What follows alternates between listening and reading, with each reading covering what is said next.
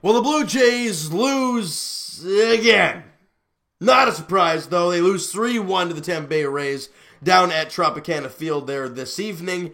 And just not a very good game offensively for the Toronto Blue Jays. They can't get any hits together. Clayton Richard wasn't bad. Gave up a couple runs over 4 innings of work. Again, his pitch count got a little bit up there. I think he was at 81 pitches. He got pulled after 4 innings. Gave up 3 hits, 2 runs, struck out 3, but he walked 4 guys. And the Jays didn't really get any offense. The only run that they got was in the 9th inning.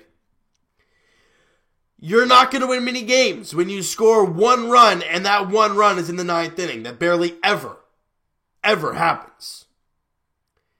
But as we've talked about over and over, and really that's all we can do, is take positives from a loss. Right? Because that's all we can do. So for the Blue Jays, Justin Smoak was 2 for 4 in the ballgame. He's starting to swing the bat a lot better as of late. And that's great to see for Smokey. Rowdy Tellez was 1 for 4. Grichuk 1 for 4. Gurriel Jr. 1 for 4. Brandon Drury was 1 for 2, and he walked 1 time. So a good job for him. But other than that, really not a whole lot. And Justin Schaefer got his first outing for the Blue Jays this season. I thought he was pretty good. Went an inning in the 3rd, gave up 1 hit, walked a batter.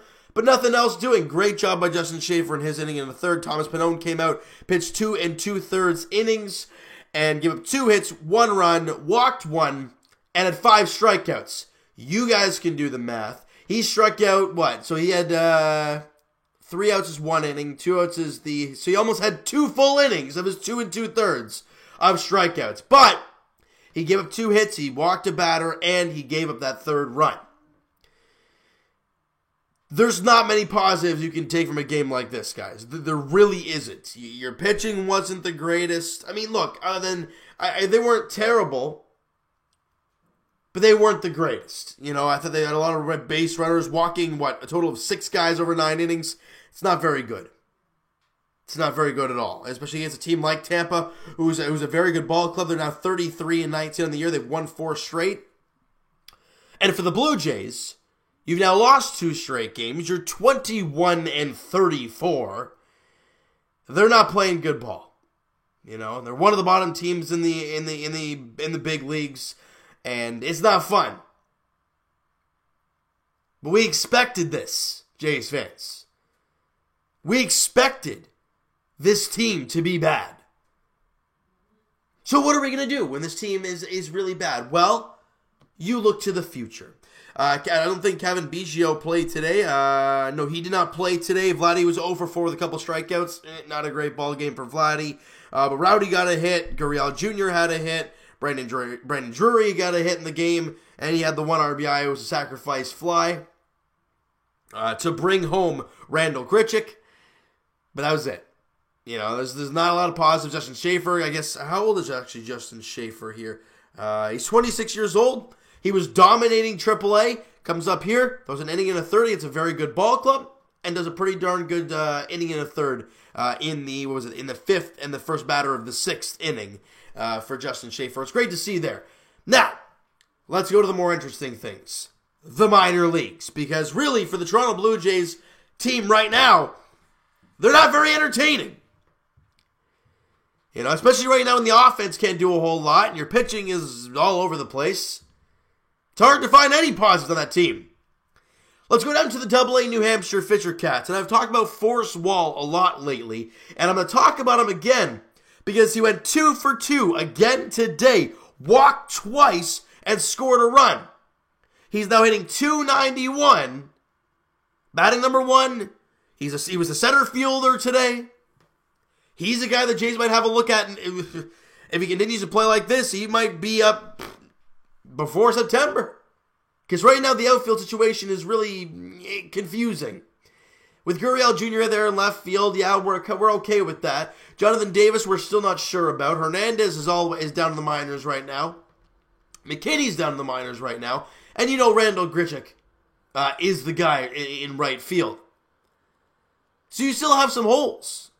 And a guy like Forrest Wall, who's dominating down there in AA, it's great to see him to be doing that. Keep an eye on him. Right? I mean, you got to keep an eye on this kid. He's a great player. And, you know, he was acquired in the Sung Won Oh trade last year to the Colorado Rockies.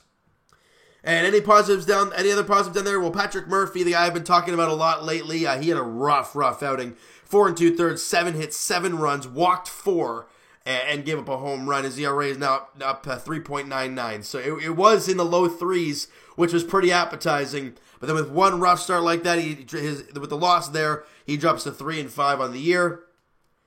It's tough, But everyone has off games, so you can come out there in the next one and throw 7 shutout innings, and we kind of blank this 4 2/3 garbage one. You forget about it, right? Now let's go down to the Dunedin Blue Jays, where there is a ton of positives to take from this game. First off, they win 10-5. They get 10 hits in the ball game. And my boy Maximo Castillo, the guy I've been talking about since last year, gets his 3rd win on the year, goes 6 innings, 6 hits, 2 runs, both were earned, did not walk a batter, struck out 2, and his ERA drops to 2.73. Remember, guys, this guy, I don't even think he was really in the top 20 or 30 prospects for the Toronto Blue Jays. But again, this guy is 20 years old.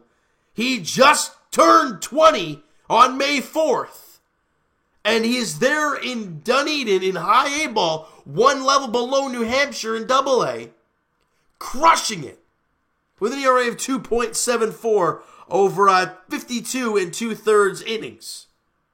It's a substantial amount you've seen him for, and he's pitching very well. Would not surprise me by the end of the year that guy is in Double A.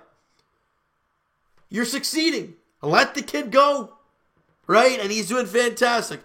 Now, sticking with Dunedin here, Cal Stevenson had a great game. He was 2 for 4, scored 3 runs, and walked once, raising his average to 247. Again, the Jays drafted him last year in the draft. Logan Warmoth went 2 for 4, scored a couple runs, got an RBI, walked once, and his average continues to climb. He's now hitting 270. So he's doing very well. And again, a guy that was a former first-round pick by the Toronto Blue Jays, had some injury issues, consistency issues. And now that he's back from his injury, he's really starting to play well. He's in 270, like I said. He's doing a great job down there. My main man, Alejandro Kirk, the catcher. He went 3 for 3 today, had 4 RBIs, walked once, and scored a run. He's hitting 367 there in Dunedin. Now, again, a very young guy, a guy that we don't really know what we're going to see from in the near future. He's, November 6th, 1998. So, again, in that 21-22 range in Dunedin, but in Dunedin, but he's doing very, very well there over a 15-game span. Again, very, very small sample size of 15 games, only 49 at-bats, but he's doing very well in that minimal time, and it's great to see. Any other positives from that game there? Where else are we here? Ryan Noda, guy that was in Lansing last year and walked like a bazillion times. It was crazy. He went 1 for 3 today, had 3 RBIs and scored a run. He's only hitting 255. How old is Ryan Noda? He's a 1996, so he's an outfielder, but again, kind of getting up there when it comes to age, when it comes to the whole prospect thing. Again, still another guy to have in the minor leagues, and he's doing pretty well down there in Dunedin. But there's a lot of positive things to take from the minor leagues. You're seeing Cal Stevenson do well. You're seeing Logan Warmoth do well. You're seeing Alejandro Kirk do well. You're seeing my boy Maximo Castillo do well. And then in Double A, you're seeing Forrest Wall succeed a lot lately. Again, Jays fans, it's positives. Stevenson is a DH/ outfielder. Forrest Wall, outfielder. Kirk, catcher. Ryan Noda, outfielder, and Logan Warmoth, middle infielder. Keep an eye on these guys. Because really, the Jays team as of right now is tough to watch. Vladdy's struggling right now. Biggio, other than the big game that he had, really hasn't done much in the first few games of his career. I can say it's the first few games. I'm not gonna dwell on the kid, but early on he's struggling, which we all expect. And with Bo Bichette still injured, we're kind of waiting on him to get back in healthy, but he is progressing. He's in the cage swinging now, so it's good to see him slowly progressing now, because remember, he did get hit in the hands. So to see him in the cage swinging bats, it's a very positive sign for Bo Bichette moving forward. All right, guys, the finale of the 3-game set, though, against the Tampa Bay Rays, going back to the big league club here, goes tomorrow night. I think it's at 7:10 first pitch there in Tampa. Trent Thornton versus Blake Snell. That's scared. We all know what Blake Snell does, and he's Cy Young Award winner last year. Now, his numbers are a little bit higher than that, but 3.07 is still pretty damn good. And Trent Thornton has been done very well over the last little while. Struggled a little bit in his last start, but again, wasn't terrible. ERA of 4.42 and a 1-4 record. Look, Jays fans, tomorrow, again, it's all of the positives. Can we see Trent Thornton give us a good outing, the 25-year-old right-hander? I think his last outing against Tampa, I'm going to try and find that here, was really bad. It was really bad. Let me try and find him here against Tampa. The one time he faced Tampa on April the 12th, I don't think he faced them again. No, it was just that one game. He went 3 innings, gave up 8 hits and 5 runs, and he gave up 3 home runs. So what can he do in his second big league outing against the Tampa Bay Rays? We're going to have to figure that out tomorrow night, all right? So, you know what, guys? That is going to do it for this one. You guys enjoyed this video, and you guys did not enjoy the victory today because they didn't win. And you guys enjoyed talking about the minor leaguers, as I do always. Smack that like button. I do appreciate that. Hit the subscribe button if you guys have not already. Comment down below your thoughts on the game, your thoughts on the video, your thoughts on the minor leaguers that I mentioned there today. Any guys that you, excuse me, guys. Any of you guys that you expect to get called up, not to the big leagues, maybe higher levels, like my boy Maximo Castillo, or when Bichette gets called up and they have to bring up somebody from Double-A. Do you think a guy like Logan Mormouth gets a chance there in Double-A New Hampshire? Do you think a guy like Cal Stevenson gets a call at some point soon? Do you think Forrest Wall goes to Triple-A? I want to hear your guys' thoughts on all these minor leaguers, and what are your thoughts towards these guys? There's a lot of them down in the minors for the Toronto Blue Jays. They have a lot of great young talent. So what are your thoughts on them? Because we're not going to sit here and talk about this team right now, because they're not playing well. Talk about the other guys. Talk about Buffalo. Talk about New Hampshire. By the way, Anthony Alford had another hit today, so he's now hitting .220 on the season. Again, very slowly creeping that average up, but again, he's getting hits on a daily basis. It's good to see for Anthony Alford, guys. I just want to give you guys a heads up there about him. All right. And I want to hear your guys' thoughts on everything towards this team, the organization, the minor leagues. What are your thoughts on everything about this team? And Evan and I will talk to you guys podcast edition tomorrow afternoon. Link is in the description for the podcast channel and for the podcast itself on iTunes, guys. Twitter is also down below. Follow up, send me a DM, do all that great stuff. And check out my main man, Mo Buckets, on Twitter. Blue Jays Wave on Instagram. Once again, he posts all the highlights to any Blue Jays game that there actually is highlights for. All right, and he also posts all the post-game content, all that great stuff. And Evan and I hope to have him on the podcast very soon, by the end of the month kind of thing, and heading throughout the summer to chat Blue Jays on the podcast. All right, so guys, check him out again, Blue Jays Wave on Instagram. He's a great guy, very easy to talk to, great guy, and he posts amazing content. Once again, Blue Jays Wave on Instagram, guys. Please go follow that up on Instagram, all right? And I will talk to you guys Raptors edition in the finals preview tomorrow sometime, all right? So, guys, tomorrow is the day we'll be doing the finals preview between the Raptors and Warriors in the NBA Finals.